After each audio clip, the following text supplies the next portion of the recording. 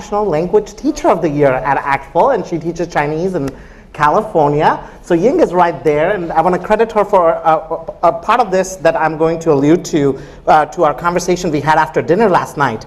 The first thing we need to do is we need to change the perceptions of China and the Chinese language.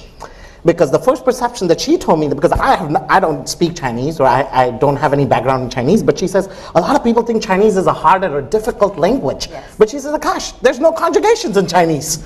It should be one of the easiest ones to learn and that you should be drawn to learn. But a lot of the, these notions of geopolitical reasons that you're referring to and why the Confucius Institute went down because of Congress's suspicions of the same, we need to start by changing perceptions of China, perceptions of the language.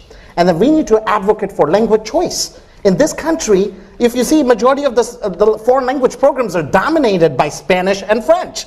We need to advocate for language choice. The students should be able to learn the language they want to learn, or that they're drawn to learn, not just because they're put into a Spanish classroom. I was in Dallas, Texas, at the school I taught. I was the only language teacher on the campus, teaching Spanish and discovering languages. So we need to advocate for language choice. And then lastly, my conversation with Michelle Aoki, a leader from Washington, and the work that ACTFL is doing right now is that we can advocate with the Joint National Committee on Languages for increased funding to bridge those funding gaps because of the Confucius Institute now gone. So we need to find the funding to fund these programs, and then we need to remove barriers to teacher certification, to certify teachers in Mandarin Chinese. You know, teacher certification is a state issue in the United States.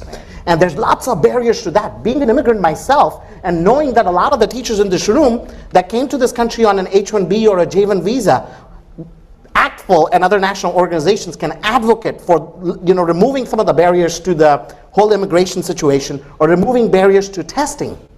Just because they can't take this test doesn't mean they're not proficient enough to teach this language to the students. Right. So we need to increase access to those more opportunities to expand the learning and teaching of Chinese in this country. Great, thank you. Akash, let me add one thing. Mandarin